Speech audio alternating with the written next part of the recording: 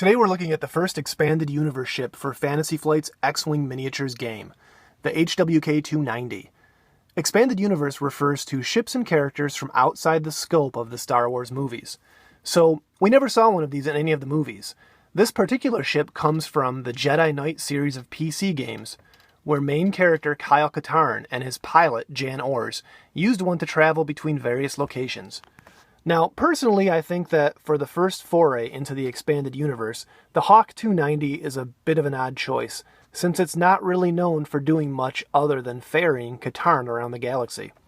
There are certainly cooler EU ships in Star Wars lore, like Dash Rendar's Outrunner or Talon Karrde's Wildcard, and maybe we'll see some of them in the future. In fact, the next wave of ships is 100% expanded universe, since Fantasy Flight has pretty much used every starfighter seen in the original trilogy, and it doesn't seem likely that they're going to move backwards in time and start mining the prequels anytime soon. So here we see the full maneuver options for the HWK-290. It's not a very fast ship, nor is it highly maneuverable.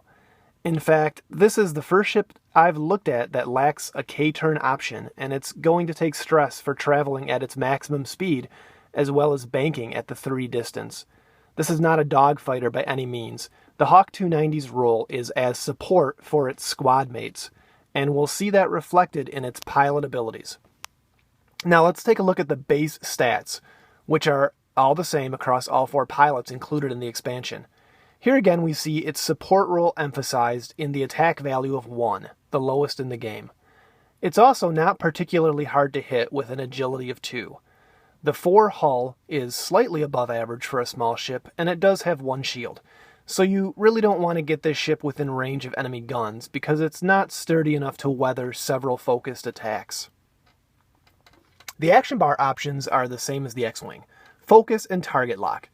Nothing really special here, although we're going to see that one of the strengths of the ship is in how it can use focus, which is radically different than anything we've seen before. Looking at the upgrade options for the HWK-290, we see that it can take a crew and a turret, and then of course some of the pilots have the elite talent option as well. Alright, let's look at the pilots for the Hawk, starting with Jan Ors with a skill of 8. She costs 25 points, which is pretty hefty, especially since this ship needs some upgrades to really shine. She's got an ability that lets her take stress to give an additional attack die to a friendly ship out to range 3. That's a great ability, and the Hawk shouldn't have trouble dropping stress, since it's probably going to be moving pretty slowly most of the time. Jan can take an elite pilot talent as well. Next up we have Kyle Katarn with a pilot skill of 6. Here's where we see one of the 4 cards in this expansion that changes how focus can be used with the Hawk in your squadron. Kyle can assign a focus token from his ship to another friendly ship out to range 3. So another very powerful long-range support ability for this ship. Kyle costs 21 points and has an elite talent upgrade in addition to the standard crew and turret options. Here's Rook Garnet, the last unique pilot for the Hawk, with a pilot skill of 4 at 19 points. Once again, we see a special ability that targets a friendly ship out to a range of 3, this time bumping that ship's pilot skill up to 12 during the combat phase. That's the highest possible pilot skill in the game right now. Even the characters with a skill of 9 using the Veteran Instincts elite talent top out at 11, which means that Rourke can essentially guarantee that one of his pals will be shooting first. A nice ability for sure. Finally, at 16 points, we have the non-unique Rebel Operative with a pilot skill of 2. No special ability here. Now let's look at the upgrade cards for the HWK-290, starting with the title card for the Moldy Crow. For 3 points, this title lets the ship hold onto focus tokens from round to round. This is an essential upgrade for taking advantage of some of the focus-based tricks made possible with this ship. Moving along to the crew upgrades, we have the Recon Specialist for 3 points. This upgrade lets you give a ship an extra focus token when you perform the focus action. So we're starting to see the focus-based synergy between a pilot like Kyle Katarn in the Moldy Crow with the Recon Specialist on board. Build a pile of focus tokens, and then hand them out to friendly ships, and you'll always have at least 1 focus on yourself as well. Next up is the Intelligent Agent.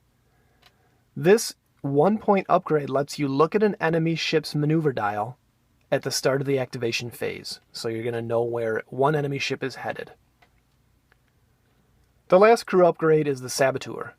This 2 point card lets you, as an action, choose an enemy ship within range 1 and roll an attack die.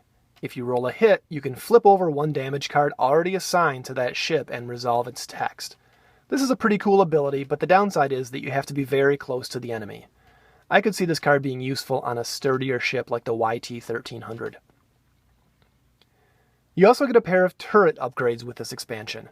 The first one is one that we've seen before, the 5 point ion cannon turret, which is a mainstay on Y-Wing builds. An ion turret plays well with the Hawk's rule as a support ship, since ionizing enemy ships sets them up to be sitting ducks for the rest of your squad as long as you can plan out your maneuvers correctly to take advantage of it.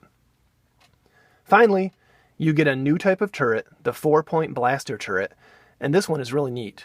It's a 3 attack range 1 to 2 secondary weapon that costs a focus to fire. And of course, like the ion turret, it lets you make an attack in a 360-degree arc. If you want to give your Hawk some firepower to offset its 1 attack primary weapon, this is a good way to do it. This turret also lets Y-Wings play more of a gunboat role, and it's good to see that they've got another turret option available for that purpose now. So there's the HWK-290 expansion.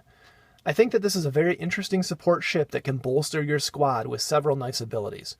I really like the synergy of Kyle Katarn in the Moldy Crow and Recon Specialist upgrade on board. Although that kit makes his ship fairly pricey at 27 points, slightly more than a quarter of a 100-point squadron, I think that the ability to give focus to friendly ships, giving an X-Wing a focused target lock on a single turn, is pretty great. And the other pilots have useful abilities as well. The real challenge when running a Hawk in your squadron is going to be keeping it alive long enough to get good usage from its ability. I think to that end, running Biggs Darklighter in your squadron is a solid choice to draw fire away from your Hawk for a while.